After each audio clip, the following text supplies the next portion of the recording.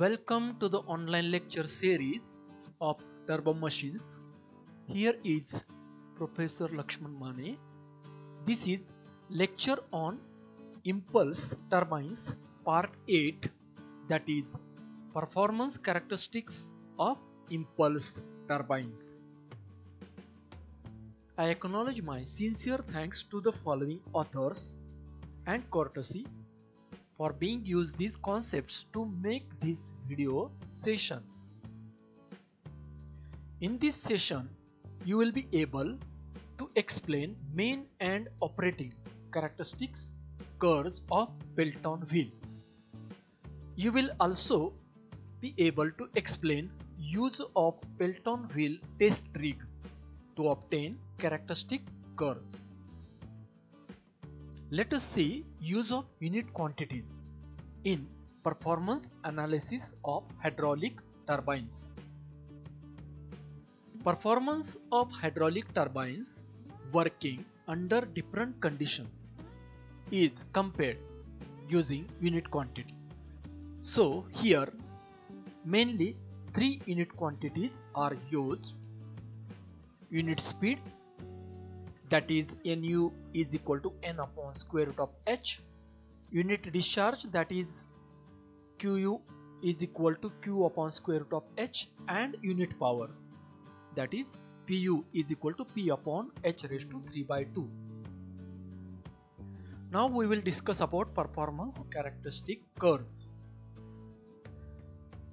Generally, the turbines are designed to work at particular values of head, discharge, power, speed and efficiency, which are known as desired conditions. But often the turbines are required to work at conditions different from those for which they have been designed. So it is necessary to determine the exact behavior of turbine under varying conditions. So to determine the behavior of turbine, tests means experiments are carried out either on actual turbine or their small scale model under varying conditions. Thus the result of tests are obtained and these are graphically represented. So these curves which are obtained known as characteristic curves. So here mainly three types of characteristic curves we study. First is main characteristic curve. It is also called as constant head curve. In this curve, as per the name, head is maintained constant. Second is operating characteristic curves or constant speed curves. These curves are obtained by maintaining the or conducting trial at constant speed. And third is constant efficiency curves. These are also called as iso-efficiency curves. Now to conduct experiment we need Pelton wheel test rig. So let us discuss about it. Experiments, trials or tests are carried on Pelton turbine. So here is the photograph. We can see, we will see here components of this test rig. Pelton runner, this is a Pelton runner which consists of number of buckets.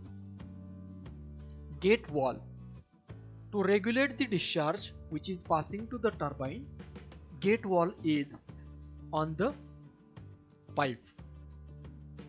Pressure gauges, pressure gauges are used to measure the pressure across the orifice meter and at the inlet of turbine.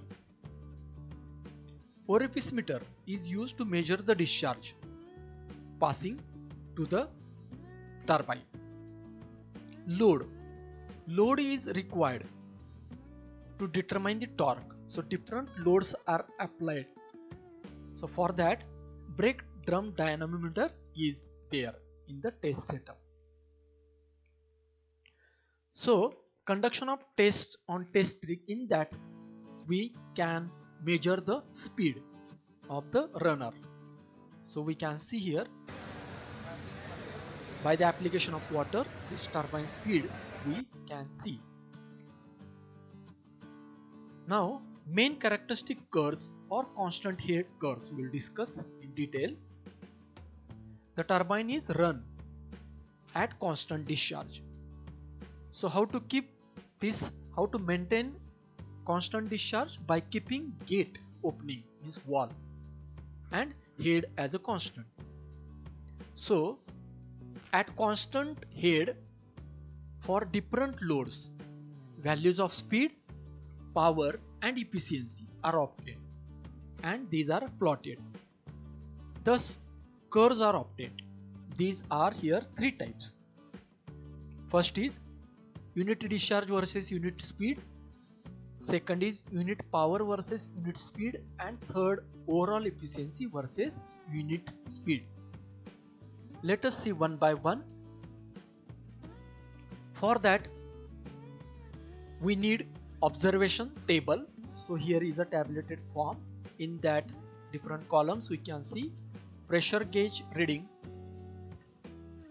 at the inlet of turbine, then across the orifice meter P1 and P2, weight on dynamometer and tachometer reading.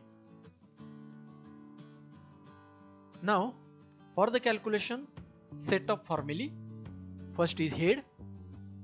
H is equal to P into 10, where P is a pressure at inlet of turbine.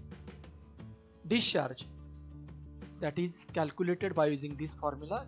Q is equal to K into square root of H in meter cube per second, where K is equal to given CD into A1 A2 square root of 2G divided by under the square root A1 square minus A2 square. So here CD is coefficient of discharge value for the orifice meter. A1, A2 are the areas of the orifice meter.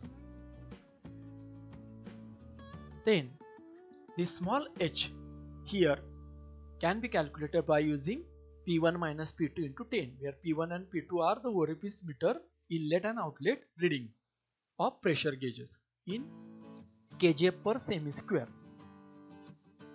Now shaft power 2 pi nt by 60 into 1000. Here 1000 is used to get the shaft power in kilowatt, where n is the speed of runner in rpm, t is a torque which can be calculated by using formula W into 9.81 into R, and its unit is Newton meter, where W is load applied in kilogram and R is effective radius of drum in meter. Now this 9.81, this multiplier is used to convert weight, convert kilogram to Newton. Water power can be given or calculated by using this formula rho GQH upon 1000, where density of water rho is taken as 1000 kg per meter cube, acceleration due to gravity. Water power is measured in kilowatt. Then overall efficiency means ratio of shaft power to water power. So results of constant head characteristics we get in this way. Here sample for the understanding we are taking here W, for example 1 kg, 2 kg, 3 kg like this up to 5 kg. So corresponding to load we obtain value of speed. So these are the speed values, and by the calculation in the last column these are the efficiency values. So from this you can see here that as the load is increasing, speed is decreasing and efficiency is increasing. Now these input and output values are subject to change as per the capacity and working condition of test rig, means setup. Now unit quantities table. This is a speed column, head column, and then these are the three columns for the corresponding unit quantities. Then main characteristic curves. First curve is of unit discharge versus unit speed. So in this, discharge of Pelton wheel depends on gate opening. So we can see here from this image, on the vertical axis QU and on the horizontal axis NU value. So we can observe that these are the 4 curves we get for the different gate openings. So as the discharge is constant for the particular gate opening, the line of curve is straight. Second curve is of unit power versus unit speed.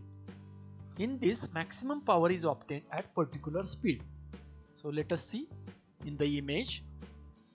We can see here again 4 different curves for the different gate openings. So here maximum power we get at particular unit speed. Third curve is of overall efficiency versus unit speed. Here also maximum overall efficiency is obtained at particular speed. We can see from the image here 4 overall efficiency curves for different gate openings. Then we will discuss about operating characteristic curves or constant speed curves. Operating characteristic curves are obtained by maintaining constant speed. Now how to maintain speed of runner as a constant? So we will see the procedure. As the load on the turbine increases, speed decreases. So this turbine speed is maintained constant by adjusting the discharge. Means when the speed is decreasing, to regain that speed to its initial value, we have to increase discharge by opening the gate opening. So for different loads and discharges, values of power efficiencies are calculated and plotted. This is observation table format. Already we have discussed for the constant head.